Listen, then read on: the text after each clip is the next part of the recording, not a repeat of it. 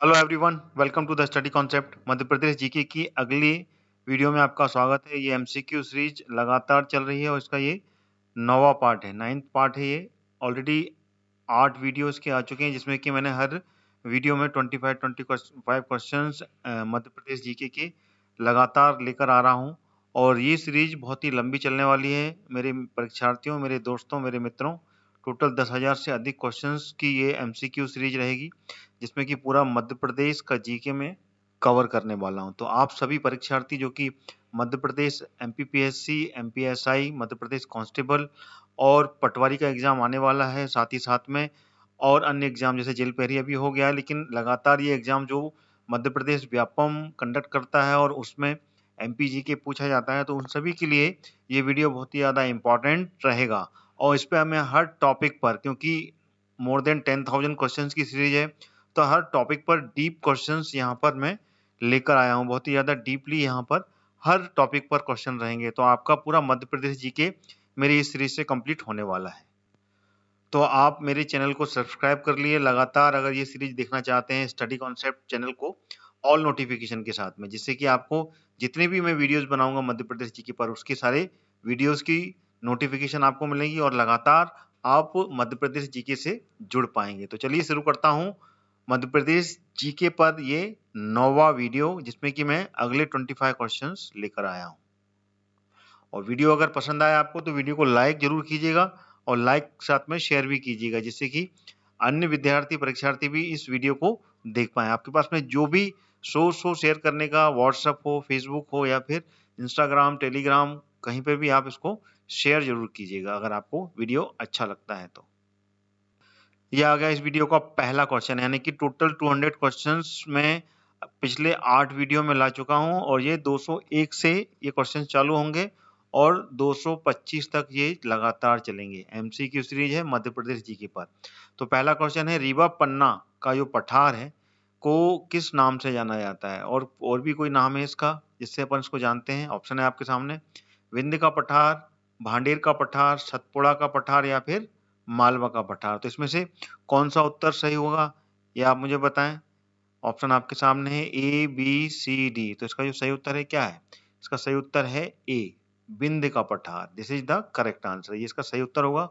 और ये विंध्य का जो पठार है, इससे कौन कौन सी नदी होकर गुजरती हैं? विंध्य का पठार या रीवा पन्ना का पठार, यहाँ पर जो नदियां गुजरती हैं वो टोंस नदी, देखिए सब लिख रहा हूं मैं, आप याद रखिएगा। ये भी एक स्पेशल, आपको सभी चीजों के बारे में मैं एक एक क्वेश्चन को बहुत ही ज्यादा डीपली एलोबरेट करूंगा। टोंस नदी, कैन नदी, देखिए रीवा पन्ना के पठार में से जो जो नदी गुजरती हैं वो मैं आपको बता रहा हूँ। कैंस नदी, साथ में सोनार नदी, ठीक है ना, ये सहायक नदी है सोनार नदी।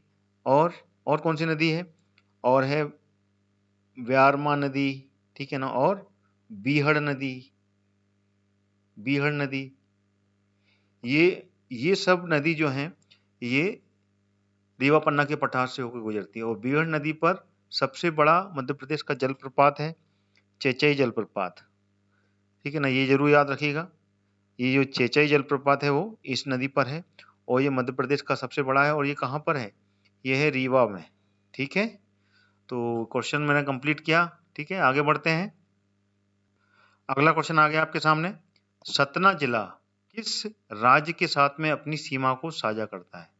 सतना जिला आपने अभी मैंने बताया था विंध्य के पठार में आता है ये सतना जिला। तो बताएं किस साथ में, किस राज्य के साथ में अपनी सीमा को साझा करता है? छत्तीसगढ़, उत्तर प्रदेश, गुजरात या फिर राजस्थान। तो इसका ऑप्शन में कौन सा आंसर सही है? तो इसका आंसर है Uttar Pradesh. This is the correct answer. Uttar Pradesh से ये अपनी सीमा साझा करता है। मानचित्र में देख लेते हैं, ये है पूरा सतना, ठीक है ना, और ये क्या है? ये है यूपी। तो इसकी जो बॉर्डर है ये उत्तर प्रदेश से इसकी टच होती है। तो उत्तर प्रदेश से साझा करता है ये मध्य प्रदेश का जिला सतना। और सतना जो कि रीवा संभाग में आता है, ठीक है ना। रीवा संभाग में कितने जिले आते हैं? 4 जिले आते हैं। कौन से? सतना, रीवा, सीधी और सिंगरौली। तो ये चारों जिले जो हैं ये रीवा संभाग में आते हैं, ठीक है। चलिए, और यही पूरा का पूरा क्षेत्र विंध्य का क्षेत्र कहलाता है, ठीक है। या फिर रीवा पन्ना का पठार, ये पन्ना का क्षेत्र भी आ जाता है इसमें, तो ये रीवा पन्ना का पठार ये पूरा कहलाता है। अगला क्वेश्चन आ गया 203, परसली कौन से जिले में स्थित है? सीधी, इंदौर या मंदसौर, और एक और ऑप्शन ले लेते हैं इसमें, सा नहीं दिया है, सा है भोपाल। तो बताएं इसमें से कौन सा ऑप्शन सही होगा, बताएं। तो इसका जो सही उत्तर है वो है सीधी।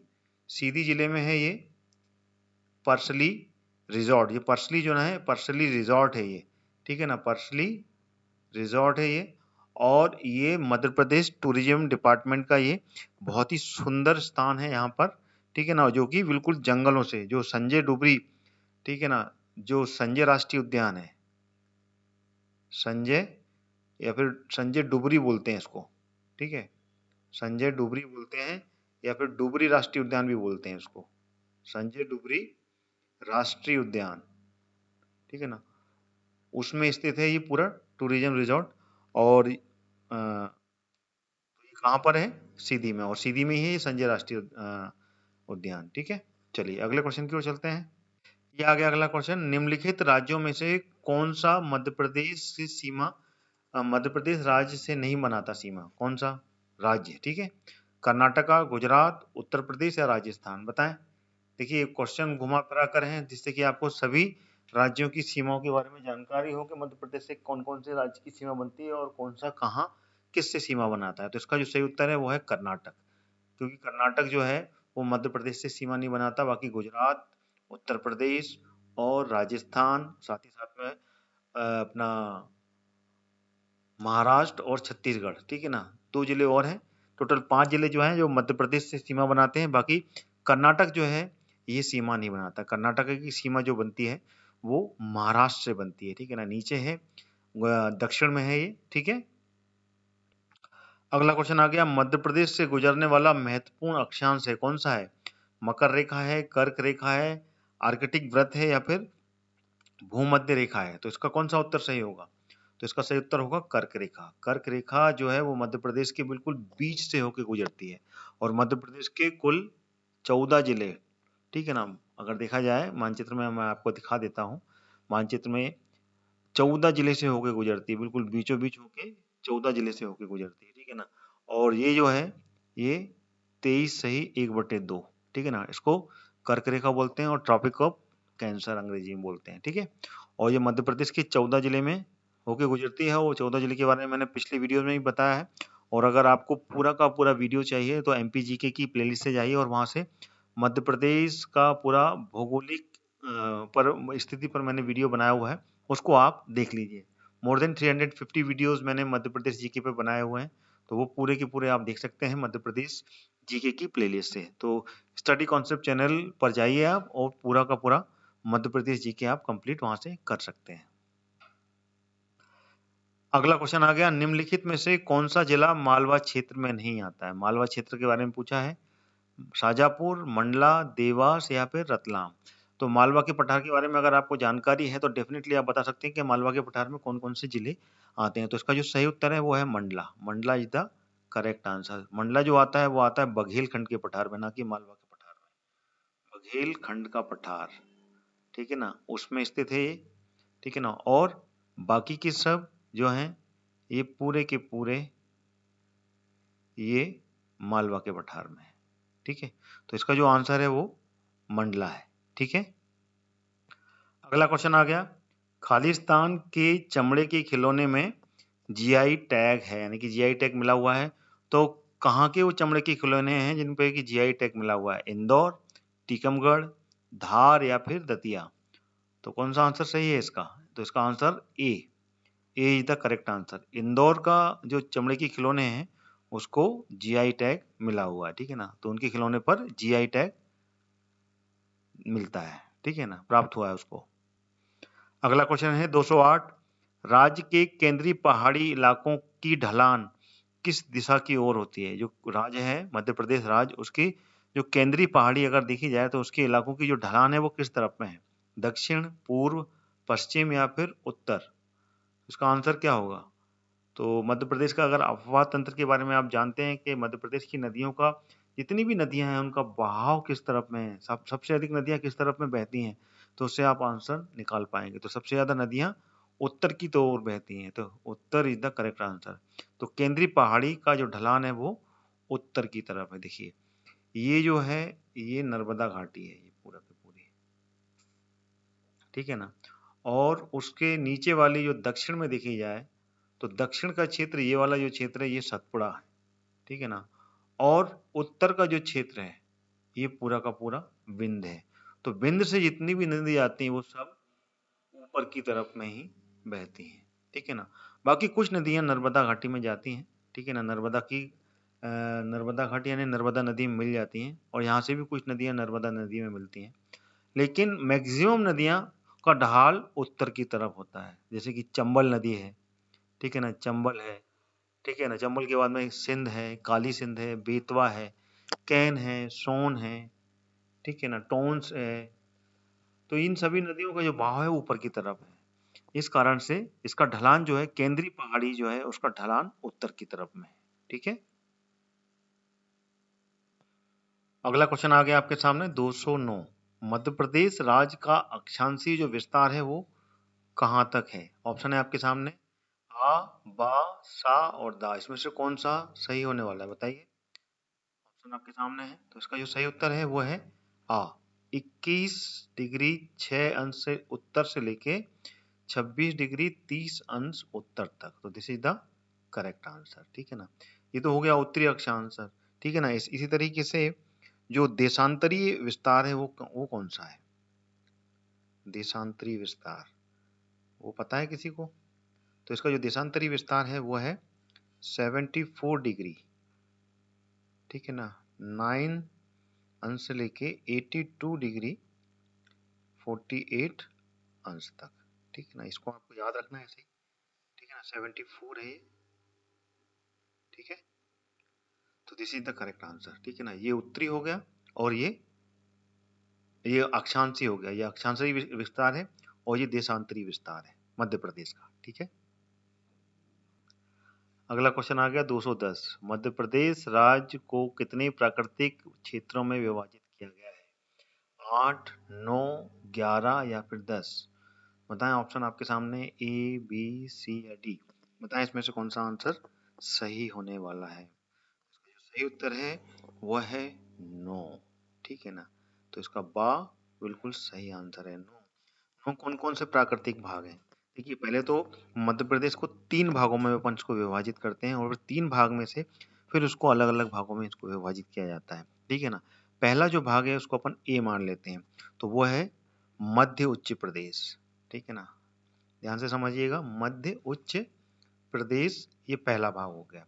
और दूसरा जो भाग है वो है बी, सतपुड़ा मैकाल श्रेणी, ठीक है ना, सतपुड़ा मैकाल श्रेणी, ठीक है ना। और तीसरा जो भाग है वो है पूर्वी पठार, ठीक है ना। तो इन तीनों भागों को में अलग अलग भाग डिवाइड किए गए हैं। मध्य उच्च प्रदेश में टोटल 5 भाग हैं, और सतपुड़ा मैकाल श्रेणी में 3 भाग हैं, और पूर्वी जो पठार है उसमें 1 भाग है। तो इस तरीके से 5 भाग मध्य उच्च प्रदेश में आते हैं, 3 भाग जो आते हैं वो सतपुड़ा मैकाल श्रेणी में आते हैं, और 1 भाग जो आता है वो पूर्वी पठार में आता है, ठीक है ना। पूर्वी पठार में बघेलखंड का पठार है। और इसी तरीके से सतपुड़ा मैकाल श्रेणी में जो आते हैं उसमें राजपीपला श्रेणी, गवाली श्रेणी, महादेव श्रेणी और मैकाल श्रेणी, ये तीनों भाग आते हैं। यानी कि अगर एक भाग देखा जाए तो राजपीपला श्रेणी है सतपुड़ा मैकाल श्रेणी में, और दूसरा जो भाग है उसमें आती है ग्वालियर श्रेणी और महादेव श्रेणी, और तीसरा जो भाग है उसमें मैकाल श्रेणी आती है। तो इस तरीके से 3 भाग जो होते हैं वो सतपुड़ा मैकाल श्रेणी में आ जाते हैं। और मध्य उच्च प्रदेश में जो 5 भाग हैं उसमें मध्य भारत का पठार, बुंदेलखंड का पठार, मालवा का पठार, रीवा पन्ना का पठार और नर्मदा सोन घाटी, इस तरीके से ये 5 भाग इसमें आते हैं। तो टोटल ये हो गए हैं 9 भाग, ठीक है। तो विभाजन मैंने आपको बता दिया अलग अलग। चलिए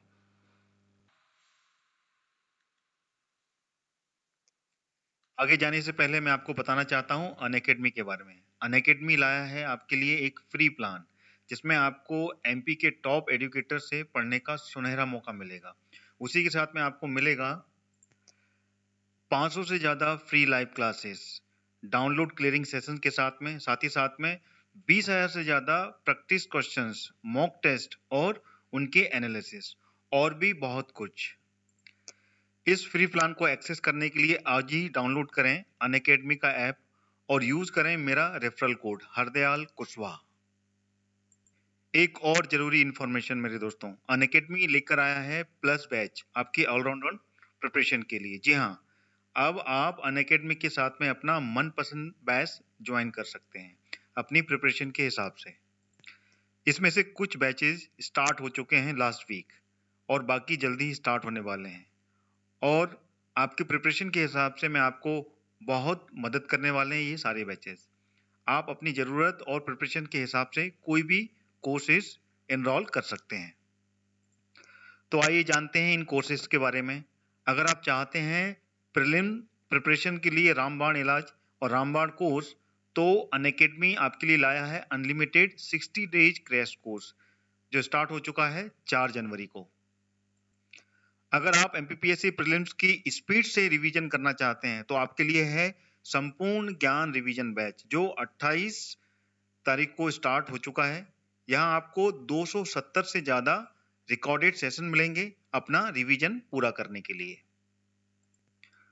अगर आपको कोई डाउट आता है तो आप अपने डाउट क्लियरिंग सेशन में सारे डाउट क्लियर कर सकते हैं, क्योंकि रोज 2 घंटे हर सब्जेक्ट पर ये डाउट क्लियरिंग जो सेशन है ये कंडक्ट किया जाएगा। मैंने लिंक डिस्क्रिप्शन बॉक्स में डाल दिया है। आज ही आप इस कोर्स को सब्सक्राइब करें।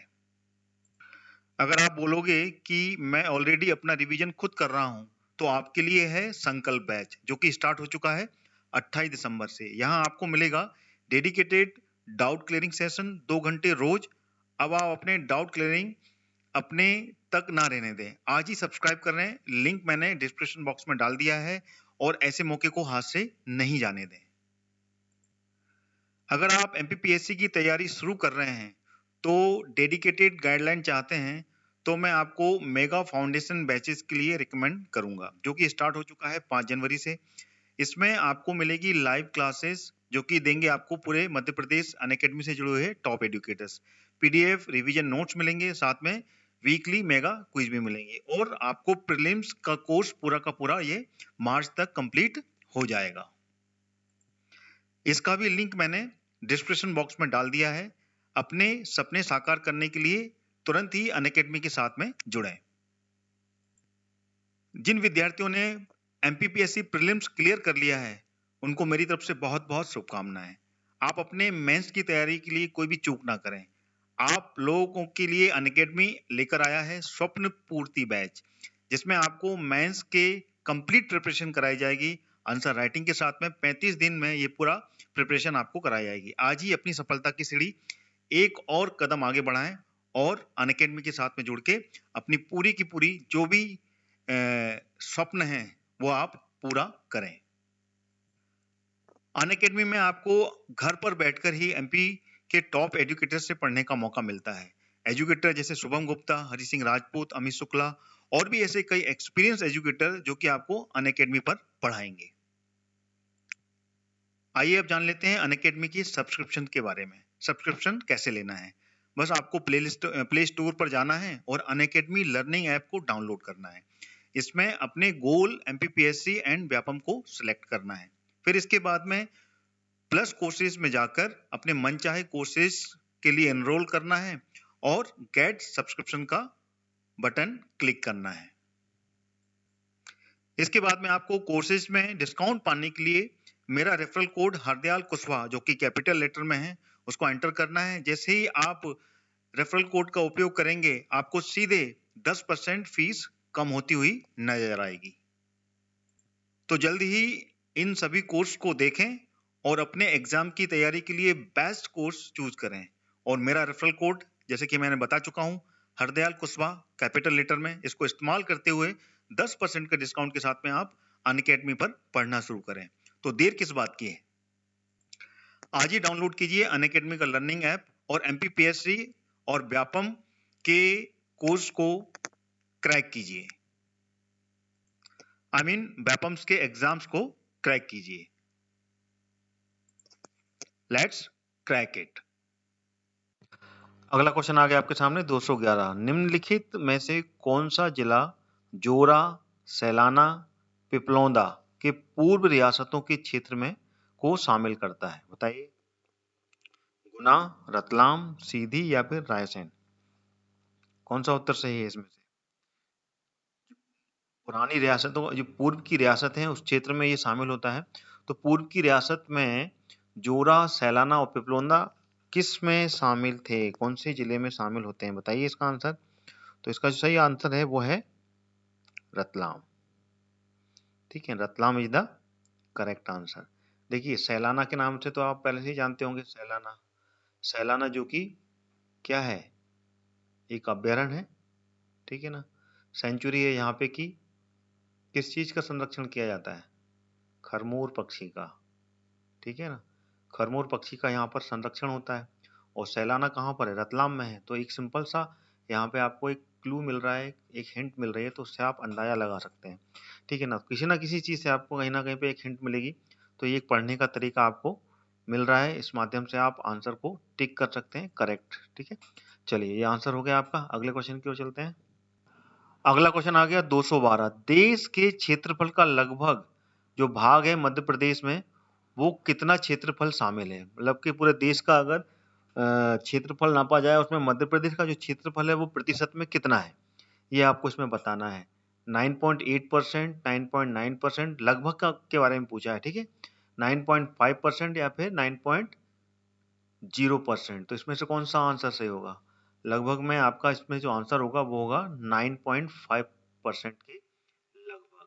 अगर इसको एग्जैक्ट देखा जाए तो एग्जैक्ट जो है वो है पूरे देश का 9.38% का जो हिस्सा है, ठीक है ना, वो पड़ता है मध्य प्रदेश में। ठीक है, तो this is the correct figure जो मैं आपके सामने रख रहा हूं। अगर इसको हम फिगर में देखें तो वो है 308,252। सॉरी, 8 आ गया यहाँ पर, 5 है ये। ठीक है, 308,252 स्क्वायर किलोमीटर। ठीक है, और अगर पूरे देश का क्षेत्रफल देखा जाए तो कितना है पूरे देश का क्षेत्रफल? है, बताइए। 32,87,263 स्क्वायर किलोमीटर। ये पूरे के पूरे अपने भारत, प्यारे भारत का क्षेत्रफल है। ठीक है ना, जिसमें कि मध्य प्रदेश का क्षेत्रफल कितना है? 3,08,252 स्क्वायर किलोमीटर, यानी कि पूरे के पूरे क्षेत्रफल का 9.38% जो है वो मध्य प्रदेश कवर करता है। ठीक है, लगभग में पूछते हैं तो लगभग में आसपास का ही अपन को टिक करना है। ठीक है, चलिए अगले चलते हैं क्वेश्चन की ओर। अगला क्वेश्चन हो गया 213वां क्वेश्चन है ये। वीडियो अगर आपको अच्छा लग रहा है तो वीडियो को आप लाइक करते हुए चलें, साथ में वीडियो को आप शेयर भी करें। ठीक है, और साथ में मेरे स्टडी कॉन्सेप्ट चैनल को आप सब्सक्राइब भी कर लें। ठीक है, लगातार ये सीरीज चल रही है मध्य प्रदेश जीके की। मोर देन 10,000 क्वेश्चंस लगातार चलते रहेंगे। 25-25 क्वेश्चंस के एक एक वीडियो आने वाला है आपके सामने। तो चैनल को सब्सक्राइब जरूर कर लें आप, ऑल नोटिफिकेशन के साथ में। अगला क्वेश्चन आपके सामने है। रीवा पन्ना का जो पठार है वो मध्यवर्ती पहाड़ी इलाकों के कौन कौन से क्षेत्र में स्थित है? बताएं। दक्षिण पश्चिमी, उत्तर पश्चिमी, दक्षिण पूर्वी या फिर उत्तर पूर्वी क्षेत्र में रीवा पन्ना का पठार कहां पर लोकेट है? तो इसका सही उत्तर है उत्तर पूर्वी क्षेत्र। This is the correct answer, the. ठीक है ना, उत्तर पूर्वी क्षेत्र है वही पूरा का पूरा क्षेत्र जो है रीवा पन्ना के पठार के क्षेत्र में आता है। ठीक है,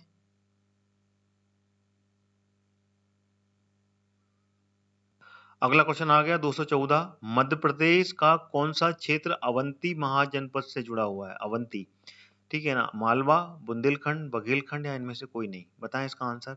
पिछले वीडियो में भी मैं इसके बारे में काफी कुछ एक्सप्लेन कर चुका हूं आपको, महाजनपदों के बारे में कि मध्य प्रदेश में कौन कौन से महाजनपद थे। तो इसका जो सही उत्तर है वो है Malwa. Malwa is the correct answer. जो अवंती महाजनपद का जो क्षेत्र है वो मालवा के पठार में स्थित है। ठीक है, और मध्य प्रदेश में दो जनपद थे, दो महाजनपद थे। कौन कौन से? एक तो अवंती इसमें दे दिया है, और दूसरा था चेदी। ठीक है ना, जो चेदी महाजनपद है वो विंध्य क्षेत्र में है। ठीक है ना, जो विंध्य क्षेत्र है वहां पर पड़ता है ये चेदी। ठीक है, और अवंती महाजनपद मालवा में। तो अवंती महाजनपद की दो शाखाएं थी।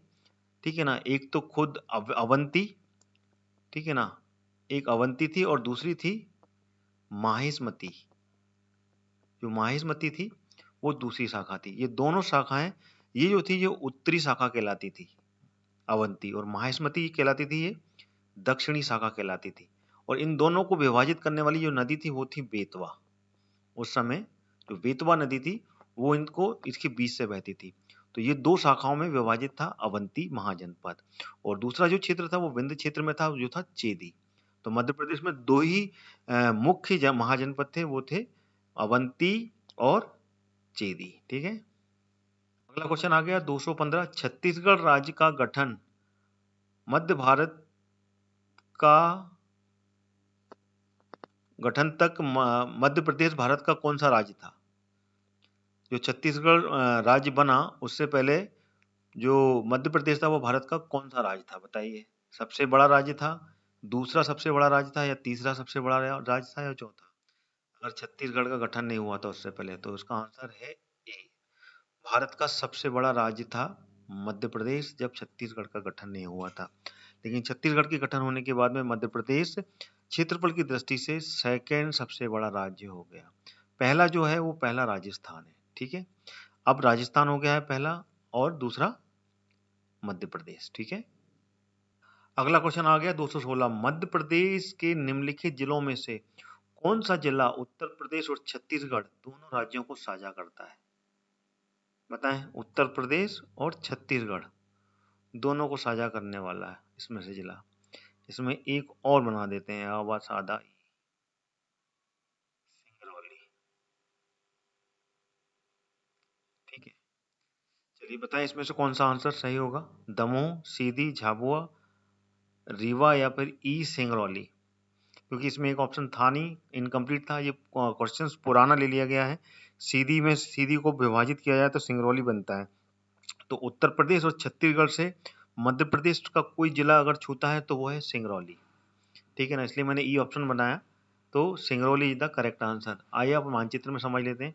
देखिए, मैं आपको पहले भी पिछले वीडियो में ही बता चुका हूँ, यहाँ से लेकर यहाँ तक यानी कि बालाघाट का आधा हिस्सा और सिंगरौली का आधा हिस्सा ये छत्तीसगढ़ में आता है। इसी तरीके से यहाँ से मुरैना का थोड़ा सा हिस्सा और सिंगरौली का आधा हिस्सा ये उत्तर प्रदेश से टकराता है। इसी तरीके से मुरैना का हिस्सा, अधिकतर हिस्सा की जो बॉर्डर है वो राजस्थान से, और यहाँ पर झाबुआ का थोड़ा हिस्सा राजस्थान से टकराता है। इसी तरीके से अलीराजपुर का थोड़ा सा हिस्सा और झाबुआ का, ये दोनों जिले ये गुजरात से टकराते हैं, और महाराष्ट्र से अलीराजपुर और यहाँ से बालाघाट ये टकराता है। तो आपको इन सभी जितने भी जिले मैंने आपको बताए, इन जिले की बॉर्डर आपको याद रखनी चाहिए। ठीक है ना, ये और ये, ठीक है ना, और ये। तो ये बहुत ही ज़्यादा इंपॉर्टेंट है, किसी भी जिले के बारे में कभी भी पूछा जा सकता है। तो आपको व्यवस्थित याद होना चाहिए कि कहाँ से किस राज्य की सीमा मध्य प्रदेश के कौन से जिले से छूती हैं, यानी कि दो राज्यों की सीमा एक जिले से छूती है यहाँ पर। ये सबसे बड़ी बात है, तो इसको आपको याद रखना होगा। ठीक है, चलिए आगे बढ़ते हैं। अगला क्वेश्चन आ गया आपके सामने 217वां 217 क्वेश्चन है ये। मध्य प्रदेश में नर्मदा घाटी की औसत ऊंचाई क्या है? ये आपके सामने है। MSL से लेके 300 मीटर ऊपर तक, या फिर MSL से लेकर 400 मीटर ऊपर, MSL से 200 मीटर ऊपर, या MSL से 100 मीटर ऊपर। तो इसका सही उत्तर क्या होगा बताइए। इसका जो सही उत्तर है वो है आ। जो आ ऑप्शन है A, this is the correct answer. ठीक है, MSL से 300 मीटर ऊपर। अगला क्वेश्चन आ गया आपके सामने 218। ग्रीष्म काल के दौरान कब 1948 से लेके 1956 तक मध्य भारत की जो राजधानी थी वो कौन सी रही? उसका नाम बताना है। भोपाल रहा, जबलपुर, ग्वालियर, या फिर इंदौर? ग्रीष्म काल में यानी कि हर सीजन में यहाँ पर जो राजधानी थी मध्य भारत की वो बदलती थी। तो इसका आंसर क्या है? इसका आंसर है Indore. Indore is the correct answer. 1948 से लेकर 1956 तक, यानी कि जब मध्य प्रदेश नहीं बना था। ठीक है ना, यहाँ पर 4 भागों में जब विभाजित था मध्य प्रांत, उस समय इंदौर, ठीक है ना, मध्य भारत प्रांत की राजधानी 6 महीने तक रहती थी। ठीक है ना, 1948 में उस समय ग्रीष्मकालीन के समय में इंदौर मध्य भारत प्रांत की राजधानी थी, जबकि ग्वालियर जो थी वो इस प्रांत की, जो ग्वालियर क्षेत्र है, वो मध्य भारत प्रांत की शीतकालीन यानी कि सर्दी के समय में, जब सर्दी आती थी तब ग्वालियर उसकी राजधानी बन जाता था मध्य भारत प्रांत का, और जब गर्मी आती थी तो इंदौर राजधानी बन जाता था।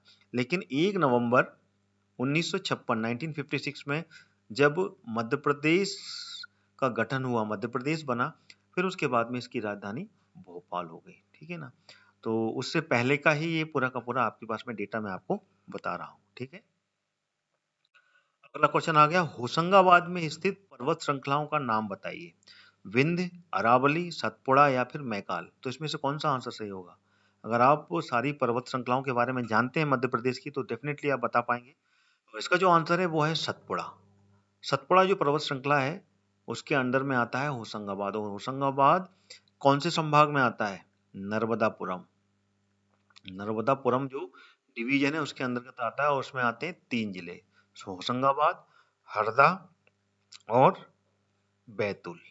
ठीक है, तो क्लियर हो गया ये। चलिए, अगला क्वेश्चन आ गया 220, नीमच जिला किस अन्य जिले की अन्य राज्य की सीमा को स्पर्श करता है? राज्य के बारे में पूछा है, बताइए। राजस्थान, महाराष्ट्र, उत्तर प्रदेश या फिर छत्तीसगढ़। तो इसका जो सही उत्तर है वो कौन सा है? तो इसका जो सही उत्तर है वो है Rajasthan. This is the correct answer. जो नीमच जिला है वो राजस्थान की सीमा को स्पर्श करता है। मध्य प्रदेश की मैप में पर देखें तो क्लियर होगा, ये है नीमच जिला, और ये राजस्थान से आता है। पूरी की पूरी राजस्थान से बॉर्डर सीमी है, क्योंकि राजस्थान यहाँ से चालू हो जाता है, झाबुआ आधा लेता है और मुरैना का अधिकतर हिस्से की बॉर्डर आती है इसमें। तो जो नीमच जिला है वो पूरा का पूरा राजस्थान की बॉर्डर से छूता है। क्लियर हो गया, यह है पूरा राजस्थान। ठीक है, अगला क्वेश्चन आ गया 221वां, बघेलखंड मध्य प्रदेश के भाग में स्थित है। कौन से भाग में स्थित है? उत्तर पूर्वी में, दक्षिण में, उत्तरी में या फिर पश्चिमी भाग में। तो कौन सा उत्तर सही है? इसका उत्तर जो है वो है उत्तर पूर्वी। This is the correct answer. उत्तर पूर्वी क्षेत्र लगता है बघेलखंड। देखिए, बघेलखंड का क्षेत्र है ये वाला क्षेत्र पड़ता है पूरा का पूरा। तो यहाँ पर जो है ये यूपी है और ये है पूर्व का हिस्सा। ठीक है ना, तो ये उत्तर पूर्वी, ठीक है ना, ये नॉर्थ हो गया। ठीक है ना, तो ये पूरा उत्तर पूर्वी क्षेत्र में बघेलखंड का क्षेत्र लगता है। ठीक है ना, बघेलखंड। क्लियर हो गया। चलिए, अगला क्वेश्चन आ गया 222, निम्नलिखित में से कौन सा मध्य प्रदेश का प्राकृतिक क्षेत्र नहीं है?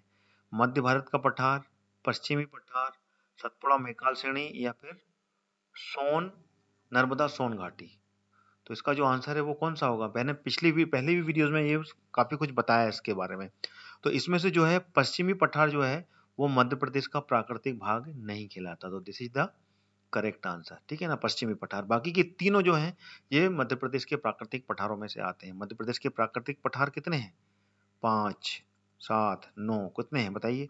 मध्य प्रदेश के प्राकृतिक पठार जो हैं अगर देखा जाए तो 3 भागों में इसको विभाजित किया गया है, और टोटल जो मध्य प्रदेश के भाग हैं वो 9 हैं। और मध्य प्रदेश के उच्च हैं, मैंने पिछले ही क्वेश्चन में आपको बताया, वो है 5। और जो मैकाल श्रेणी में आते हैं उसमें आते हैं 3, और इसमें जो पूर्वी पठार में आता है उसमें 1 आता है, जिसमें बघेलखंड का पठार आता है। ठीक है, तो इस तरीके से 9 प्राकृतिक भाग कहलाते हैं, और मुख्य जो प्राकृतिक भाग हैं वो है 5। ठीक है, चलिए, अगला क्वेश्चन आ गया, बड़वानी के उत्तर की ओर स्थित जिले का नाम बताइए, जो कि बिल्कुल नॉर्थ में है। कौन सा जिला है? धार, अलीराजपुर, इंदौर या फिर खंडवा। बिल्कुल बड़वानी से चिपका हुआ है। ठीक है ना, अगर आप मैप देखेंगे तो मैप में आप में समझ में आएगा जो इसका उत्तर है। देखिए, ये है मैप। तो बड़वानी से उत्तर में लगा हुआ कौन सा है? धार है। तो इसका आंसर क्या होगा? धार होगा। धार इज द करेक्ट आंसर। इसलिए आपको मानचित्र के अनुसार जितना भी मैप है, मैप के अकॉर्डिंगली अगर आप पढ़ेंगे तो डेफिनेटली आप बता पाएंगे। तो बड़वानी जो कि महाराष्ट्र से चिपका हुआ है, महाराष्ट्र से इसकी बॉर्डर बनती है, और उसके उत्तर में लगा हुआ है धार। ठीक है, इसलिए मध्य प्रदेश के मानचित्र का आप पूरी तरीके से अध्ययन जरूर कर लीजिएगा, क्योंकि उससे क्वेश्चंस जरूर बनते हैं एमपी के जीके में, कहीं से भी पूछ सकता है वो। इसलिए आपको मानचित्र के अनुसार पूरी ज्योग्राफी मध्य प्रदेश की याद होना बहुत जरूरी है। भारतीय स्वतंत्रता के तत्काल बाद गुना के राज्य का हिस्सा बन गया, क्या बन गया बताइए? भारतीय स्वतंत्रता के तत्काल बाद गुना के राज्य का हिस्सा कौन सा बना? मध्य भारत, विंध्य प्रदेश, भोपाल या इनमें से कोई नहीं। तो इसका उत्तर कौन सा होगा, ए, बी, सी या फिर डी, बताइए। तो वो है मध्य भारत। दिस इज द अगला क्वेश्चन आ गया इस वीडियो का और आखिरी क्वेश्चन है ये, क्योंकि ये 25वां क्वेश्चन है। 225 हो गई है। तो भारतीय स्वतंत्रता के तुरंत बाद अलीराजपुर जो हिस्सा बन गया था वो किसका बना था, मध्य भारत का, विंध्य भारत का, भोपाल का या फिर इनमें से कोई नहीं। तो इसका आंसर क्या होगा, स्वतंत्रता के बाद में ये किसका हिस्सा बना था, बताइए। ए, बी, सी या फिर डी, बताएं इसका आंसर। तो इसका भी आंसर ए है, मध्य भारत का हिस्सा बना था अलीराजपुर, ठीक है ना, स्वतंत्रता के तुरंत बाद। ठीक है, तो ये क्लियर हो गया। और अलीराजपुर उस समय झाबुआ का हिस्सा हुआ करता था, याद रखिएगा। झाबुआ जो जिला था, ठीक है ना, उसकी तहसील था। बाद में इसको झाबुआ से अलग होके एक नई तहसील बनी थी, नया जिला बना 2008 में। ठीक है, तो ये क्लियर हो गया। ये 1948 में, ठीक है ना, 1948 में ये भारत संघ में ये विलय हो गया था। ठीक है, 1947 में देश आजाद हुआ था, 1948 में भारत के संघ में इसको विलय कर लिया गया था और ये मध्य भारत का हिस्सा बन गया था। तो ये पूरे कंप्लीट 25 क्वेश्चंस मैंने आपके सामने रख दिए हैं मध्य प्रदेश जीके के। वीडियो आपको कैसा लगा आप कमेंट करके बताएं। साथ ही साथ में अगर आप वीडियो को लाइक जरूर करें और साथ में वीडियो को शेयर भी करें। और लगातार मेरी इस सीरीज से साथ बने रहने के लिए आप मेरे स्टडी कॉन्सेप्ट चैनल को सब्सक्राइब कर लें ऑल नोटिफिकेशन के साथ में, जिससे कि आपको सारे वीडियोस के नोटिफिकेशन लगातार मिलते रहेंगे और आप सारे वीडियोस इसी तरीके से देख पाएंगे। तो अगले वीडियो के लिए फिर मिलते हैं आप मध्य प्रदेश की जीके के अगले वीडियो के साथ में। तब तक के लिए जय हिंद, जय भारत।